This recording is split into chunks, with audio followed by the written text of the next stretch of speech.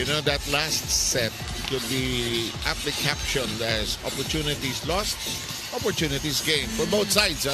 Exactly. You know, the Lady Troopers, they started strong. They created a big gap, but somewhere in the middle, the crossovers found a way to close that gap. But towards the end, it was a tight one. But the Lady Troopers really was able to use their experience and maturity to get the third set. So right now, a lot of adjustments needed on the side of the crossovers as we're seeing a more cohesive Lady Troopers.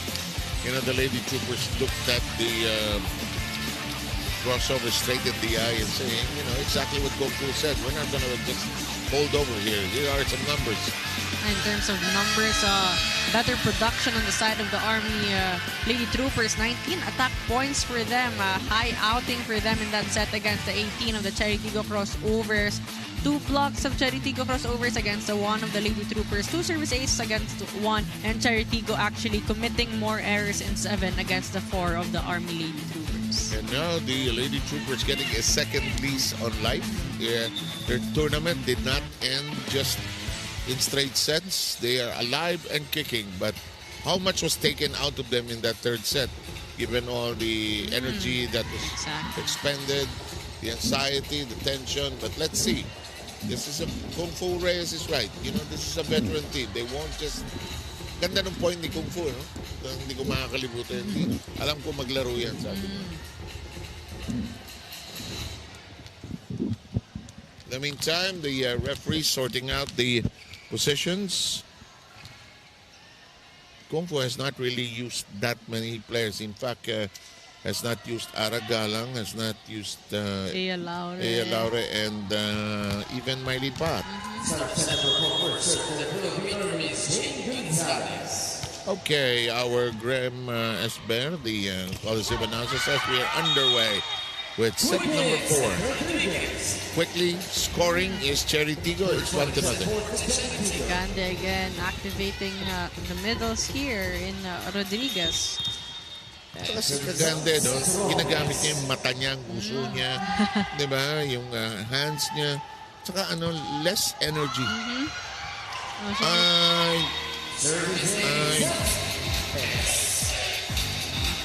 Better start here for the crossovers with Cesc Robles serving.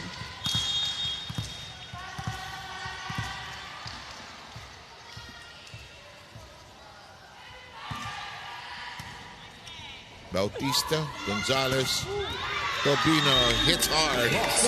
First point of the Lady Troopers here in the 4th. We mentioned it earlier, Tobino has been unstoppable since the start of the third set. She now has 10 points. Crossover still hasn't found a way to stop her, slow her down here. Bounce's serve is in play. Excellent shot. Bautista out of position. Powering through the blockers there. Caught Bautista off guard in the floor defense. Your count is 3-1 here in the 4th. First set going the way of Cheritigo, 25-16, and the second at 25-14. 28-26 was the score at the end of not the first quarter, parang basketball score, you know. But big roar back by the Lady Troopers. Gaston. And Gonzaga claims the point with a crafty move along that sideline. Galing ni Jobs sa kanto na yun, sa may antena. May challenge. There's a challenge by Cheritigo on the last play for block touch. And challenge Cheritigo, block touch. Alam mo, gusto ko nagawa ng challenge. Natanggal niya yung mga angal ng angal. Diba? Meron pa rin. Hindi naman mawawala yan. Pero, okay, you have a problem. Let's review it. You have challenges that you can use, actually. And you can really see what happened during that rally because sometimes when it happens too fast, it's also hard for the referees to see what really happened.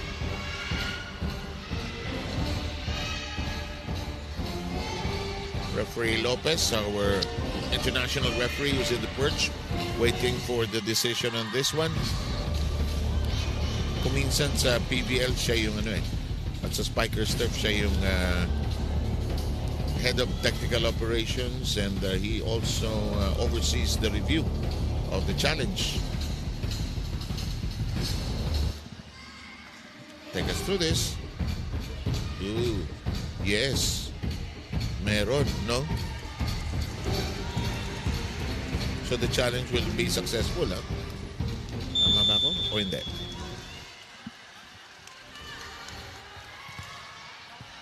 Oh, it's successful. Yes, it is. No, it means Gonzaga was the last touch there. Oh, and Jovelyn acknowledges it. Meron din part ho ngayon, ano, you can save time for the game by acknowledging it. Pero ganito ka-crucial, mamaya na yung acknowledgement. Tubino sends it over. Alanganin nito. Pero ginawa nila ng solusyon.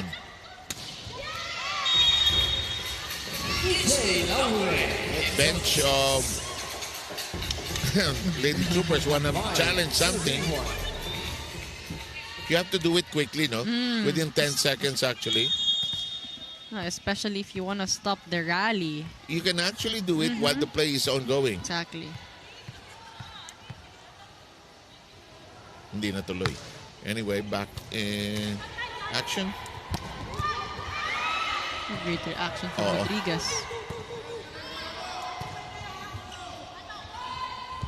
Jovelyn cracks it up, but it's handled well by the other side. Gonzalez with a kick as well. Jovelyn standing spike. Laure has the scamper. Bautista to the other end. Loaded shot. Tubino again and again on the side of the Lady Troopers. A simple cross-court attack for her, but Rodriguez out of position in the floor defense.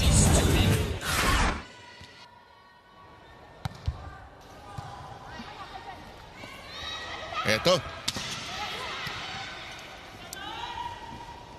Bautista. Taplis. Pinas. Kagande. Mainit yun. Mainit. Kargado pa.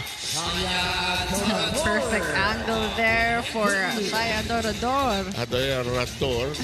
I love the way that rumbled up the tongue. Or Adorador. Patingin nga na score sheet. Tingnan natin itong score sheet. Tingnan natin kung ilang puntos na si Shaira. Marami na yan. 16 points si Adorador. Tapos sabi mo nga, serving so well. 4 na aces. What has she not done? But, you know, I wonder how much was taken out of the Army in that previous set. They fought so hard. Oh, but this time, perfect execution on the side of the crossovers. No blockers with the stone. Off the block, Durende snaps it high, keeping it in play. Tubino. Excellent dig. Tinaas ni Villarreal. Gonzaga. Out. Too much angle there for Gonzaga. Walang direksyon. 8-2 is the count. We will have more volleyball coming your way from the Champions League.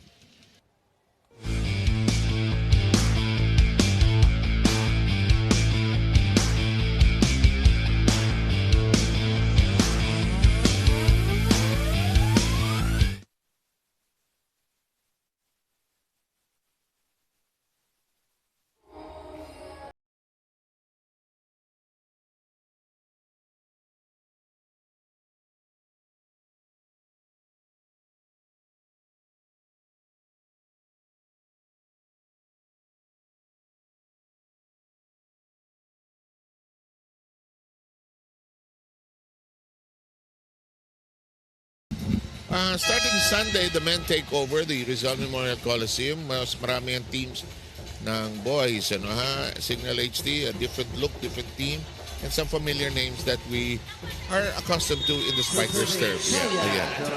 And again, as you mentioned, there's more teams, so it's gonna be Pool A and Pool B for them. And 3 games in one day. In the meantime, Army has to check its energy now. It's at a low level here. They've fallen behind by 7. And again, it's Shaya Adorador on the service line. Ano mo, minsan tatayo ko, titignan ko kung gaano kalakas o gaano kahirap yung floater niya. Kung sumasayaw talaga. Ito na. Sinunod-sunod dyan na ng Cherry. It is an 8-point lead.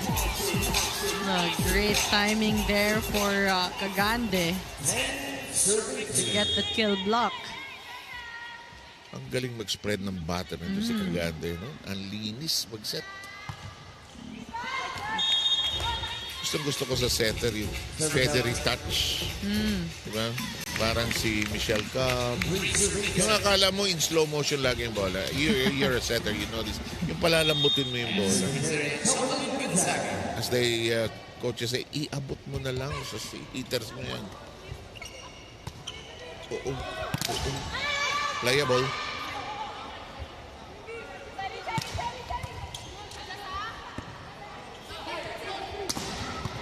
Tinaas ni Nunag. Gonzalez. Tobino. Ready for it was Adorador. Gonzaga. Kinulog. Tinaas. Pinalo. Cut shot. Sabi ni Kagande, bakit ganun? Pwedeng out yun. Pero sige, committed ka. This is the longest rally. Bautista. Robles. Diniin. Tinaas. Pinadala ron sa kabila. Sa kabilang barangay. Namatay sa tubig. Another great rally between these teams. Jovelyn has given everything. But Kagande has been forcing the blockers to really work on the other side. And Laura seeing that hole just behind the blockers. You know what the vets are feeling? It's not age, it's the wear and tear of the years, ano? Yung pagod din, and sometimes some efforts harder nowadays. It's not an age issue, Balsa, and I know Jovelyn, the other day there was a report I heard in one of the coverages. She's still hurting also from that previous ACL injury of hers. Boy, she has not rested also, huh? Exactly. She's played beach volleyball with CC Rondina. In the meantime, here we go. Alanganin yun. Block. Tinaas ni Kagande. Robles has no space. But still great effort on the side of Robles to save that ball. We're at 5-11.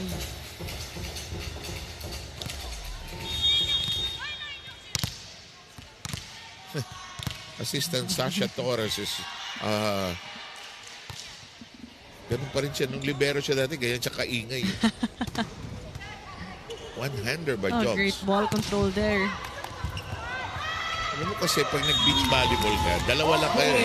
Lahat ng paraan gagawin mo di ba? And you're quick to read and move. Saka titigas yung legs mo Kasi lumulog. Cherry Tiga will utilize a timeout.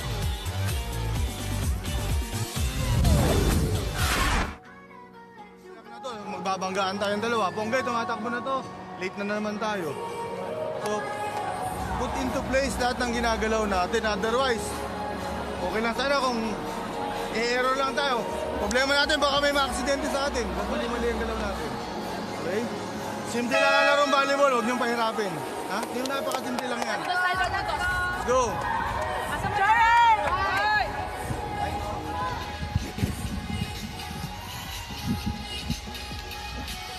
Ano ito?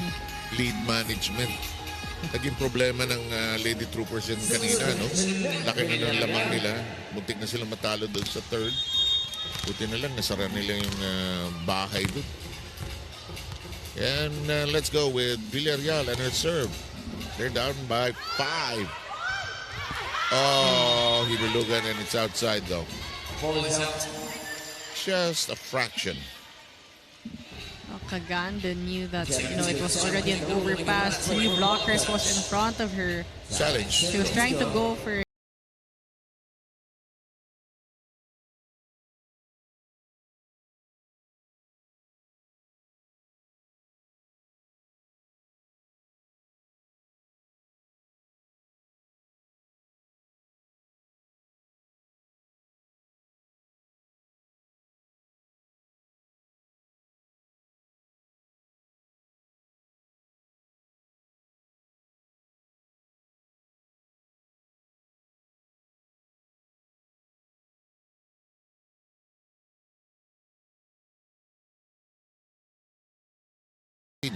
Samantala. Hello, yes. There's a block touch.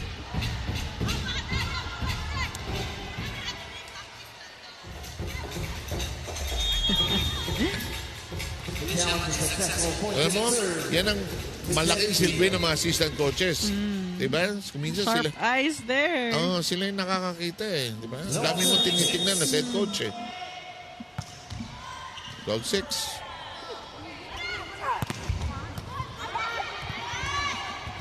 Wala na. Wala silang lahat sa pwesto. They were scrambling in the floor defense as the Army Lady Troopers here trying to get some things going, trying to get some momentum. 7 against 12. Paran. Robles with some loaded shots. There's too much power in that attack of Robles. Two blockers trying to slow her down, but targeting the left arm of Balse. High temperature shot there. Ooh, hirap ng serve na yun.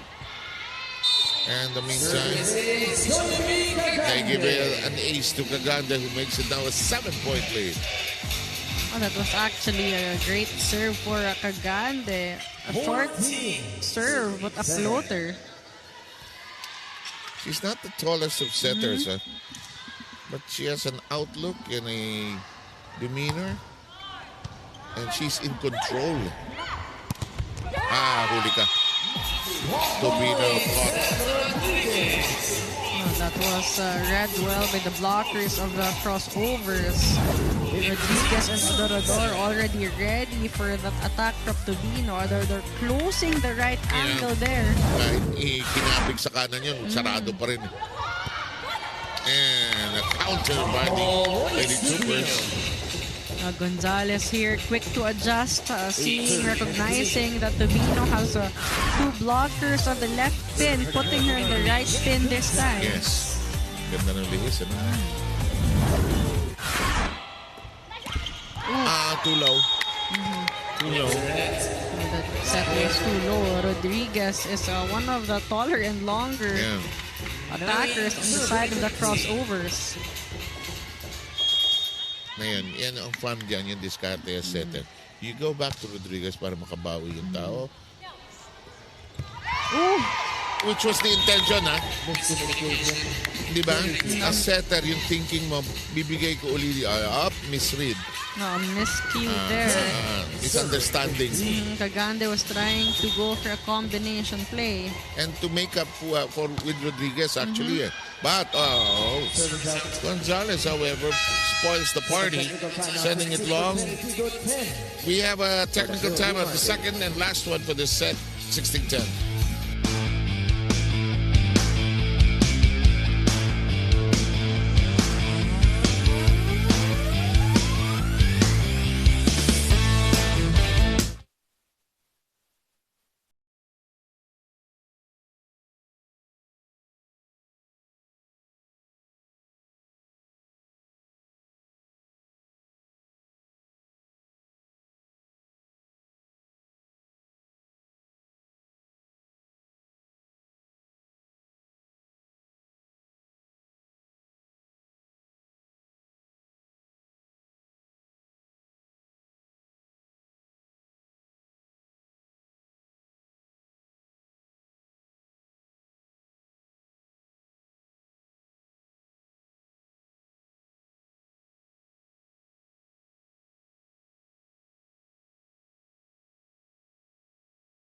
Karate Federation and Mr. Tatsu Sara, the president of PNBF.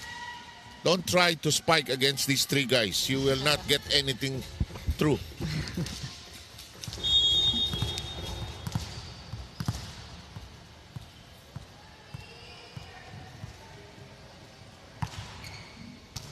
In the meantime, may anghel na dumaan. Tumahimik lahat. And in the meantime, it's on the floor. Tobino drops in a message, cuts down the lead to 5. Earlier, he's been going to a lot of power attacks, but for a couple of rallies now, trying to slow things down, talking about Tobino.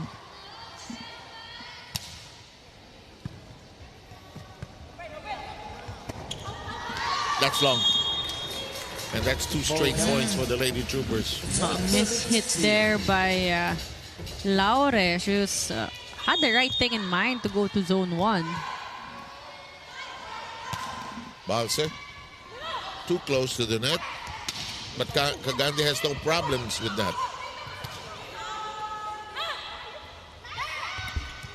Nakalusot hindi ganun kalinis yung kombinasyon na yan. And this is the combination play that they were trying to do earlier in that miscommunication error. Kailangan i-polish yun, hindi malinis yung flow na. Pwedeng blocking yun eh. But a great way for Laura to avoid Villarreal.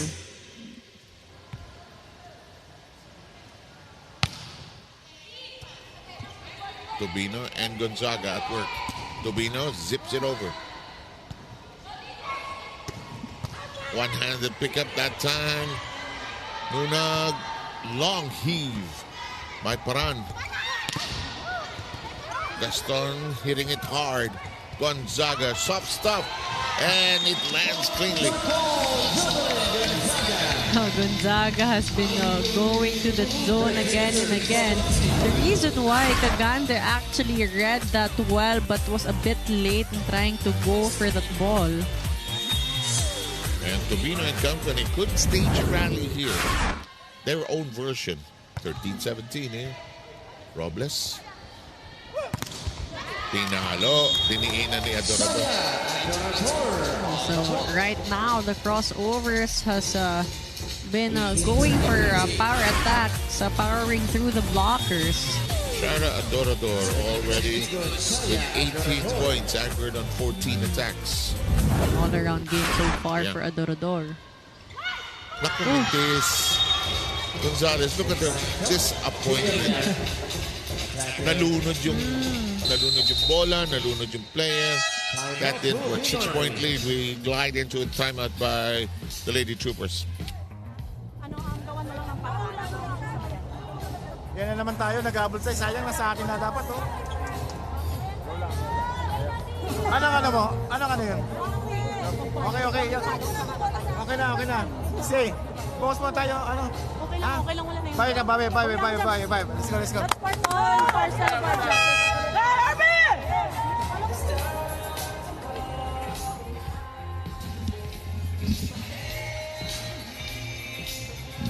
Tayo po'y nasa 19-13 dito sa 4th set.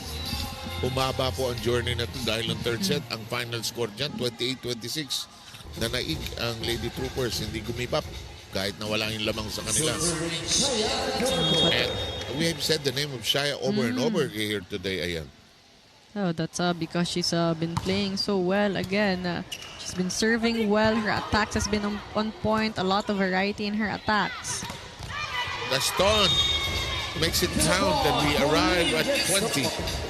But we really have to credit Cagande with the good performance of her attacker. She's been setting them all up really well. She's the maitre d' of that team and making sure that everybody is served well. Regalo by Gaston. Gaston loving that attack. Right now, you really can't give an overpass to actually any attackers in the front row. Exactly.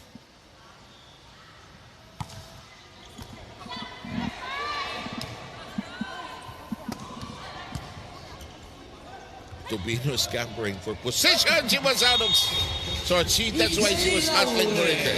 She was late. Layo nung inikot niya eh. Army will use a timeout.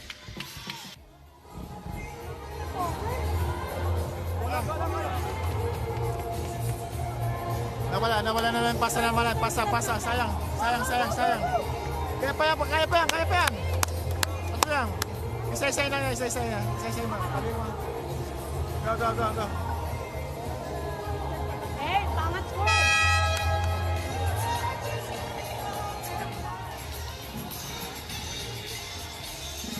22-13. Ang issue ngayon yung buwelo, no? And now Polidario C-section for the first time in this match. Alexa Polidario. Right now, the pressure on the side of the Lady Troopers. Crossover is just 3 points away. Gonzalez, juggling shot, crawls over. And Adorador scores again. What has he not done here today? Exactly. Been leading her team in terms of scoring in this game. 23 serving 30. Again, she's been consistent and efficient in today's game against the Lady Troopers.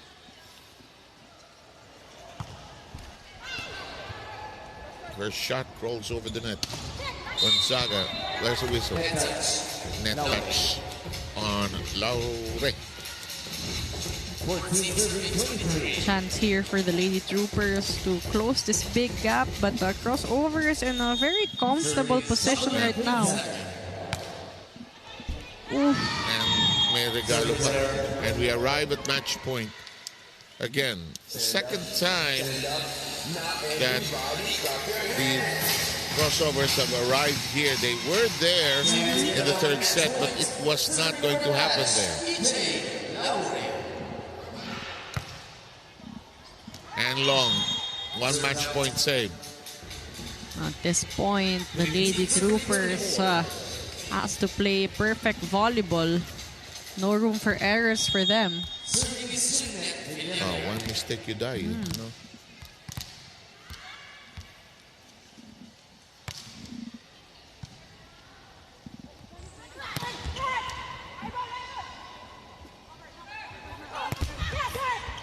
Alive. Adorador. Robles. And we're done. A win for the Cheritigo Crossovers. And unfortunately, the Philippine Army Lady Troopers will end their stint without a win here in the tournament. They won a couple of sets against CSB and won one set here today, but not enough. And nag-hold on ang Cheritigo despite a late threat by the Lady Troopers, actually. And the Crossovers also really displayed great teamwork with the leadership of Cagande in terms of playmaking, making sure that she had everyone involved in scoring. Okay, we'll show you the final count in terms of the set count and the scoring line, and then we'll prepare you for the introduction of our best player, our player of the game.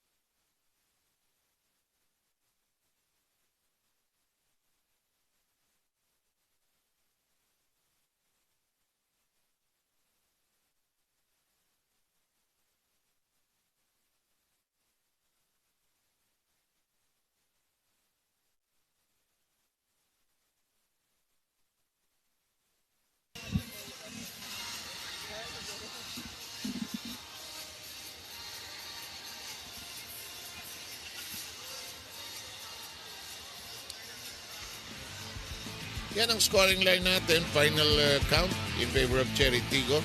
They'll hang on to second place in the team standings. And they recovered in time after losing out in that third set as well. Sino ang best player natin ngayon? The best player of the game is Shaya Adorador, who actually played really well in this game. Very consistent in terms of offense and even in defense. And we talked about her on the service line. She was able to lead the team in terms of closing that big gap in the third set. The reason why they were able to keep the game close. And again, it's not just all about the scoring. She's been very consistent with her energy as well all throughout the game. Guguluhin. Diba, si Shaya, adorador, gutom na yata yung ang gulo nito si Robles talaga. Ay nako, pinagsama-sama mo magugulo. But well done and great performance. But take nothing away from the Lady Troopers. They tried very hard here as you take in some choice cuts from set 4. No, in the third set, they were able to gain some momentum talking about the Lady Troopers, and they were able to bring that in the fourth set. But the crossovers also came alive. They learned how to play more aggressively in that set as they knew that it wasn't that easy to get a win against the Lady Troopers. But again, a team effort really on both sides. But in terms of offense, it was really the crossovers in today's game. Well said, Ayel, and that'll be it for this first match of 2. Today, in just a short while, we'll have the Petrogas Angels hitting the floor, and they'll go up against the CSB Lady Blazers. And the tournament will hit its apex straight into the weekend, and we hope that you'll see us as it was a fourth set that was dominated clearly by the crossovers. No question about it, Ayel. No, exactly. The numbers clearly said it all for that game of the crossovers against the Lady Troopers. And in behalf of Ayel Estranero and all of us here, thank you for joining us for our first game. That's coming up next. More great volleyball from the PNBF Champions League. Coming your way shortly.